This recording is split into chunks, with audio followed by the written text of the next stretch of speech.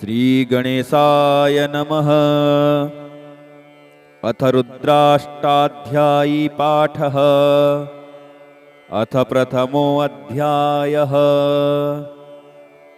हरिः ॐ गणानां त्वा गणपतिगुं हवामहे प्रियाणां त्वा प्रियपतिगुं हवामहे निधीनां त्वा निधिपतिगुं हवामहे वसो मम आहमजानि गर्भधमा त्वमजासि गर्भधम् गायत्री त्रिष्टुप् पङ्क्त्या सह बृहत्युष्णिहा ककुप्सूचिभिः संयन्तु त्वा द्विपदाजाश्चतुष्पदास्त्रिपदाजाश्च खट्पदाः विच्छन्दाजाश्च सच्छन्दाः सूचिभिः संयन्तु त्वा सहस्तोमाः सह छन्दस आवृतः शः प्रेमारेखयः सप्तदेव्याः पूर्वेखां पन्थामनुदिश्य धीरा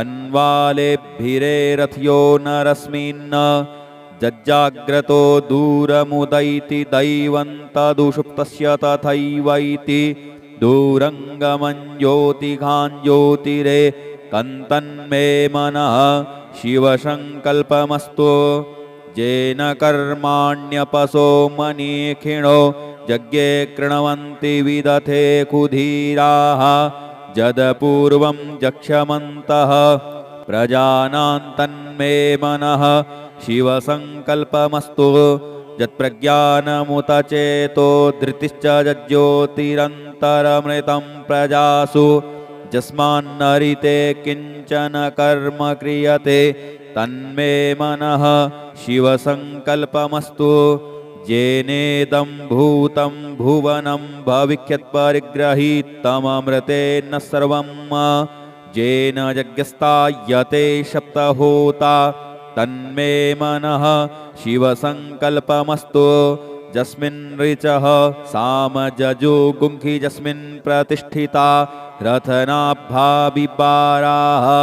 यस्मिश्चित्तगुं सर्वमोतं प्रजानां तन्मे मनः शिवसङ्कल्पमस्तु सुखारथिरस्वान्निव जन्मनुख्यानेनीयते भीशुभ्रेवार्जिन इव हृत्प्रतिष्ठं जदजिरञ्जविष्ठं तन्मे मनः शिवसङ्कल्पमस्तु हरिः ॐ।